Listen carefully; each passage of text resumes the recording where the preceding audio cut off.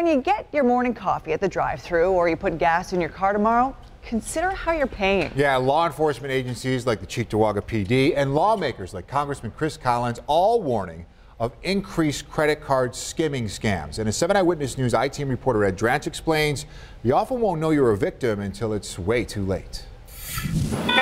Credit or debit.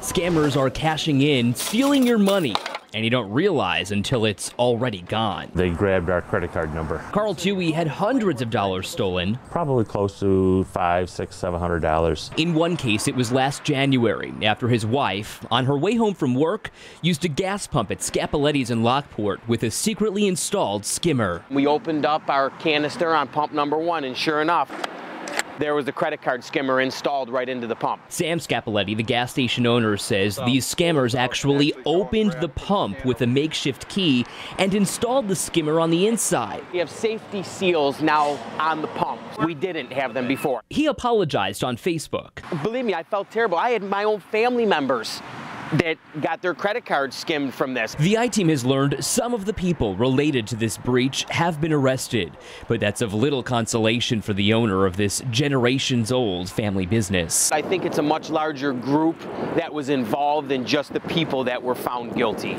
So you still think there are other people out there? Absolutely. This is now the new organized crime. Set up, sophisticated. There's a hierarchy and all. State police investigators Ron Wilson and John Spiro say this is the skimmer, low-level scammers installed, compromising a slew of credit cards at Scapoletti's. They would send groups of people in to actually put these in where the camera wasn't visible. These scammers are moving in teams of 4, but it's really hard for police to catch them because they're here today, but gone tomorrow. These guys are low man on the totem pole. One team is setting up the skimmers, the other is lurking in the distance, collecting those credit card numbers via Bluetooth technology. They're covertly sending the money up the hierarchy until the guy at the top collects his bounty. What's the likelihood of catching the El Chapo of an organization like this? I think the El Chapo in that is probably overseas. Lower-level criminals are coming into western New York, some from the south, according to police, with familial ties to the area. They know who they're targeting. They flew into Connecticut. They rented a car, and they would just hit a bunch of places down the 90 corridor. They try and throw off the bank's fraud detection services by using these compromised cards between Buffalo and Albany.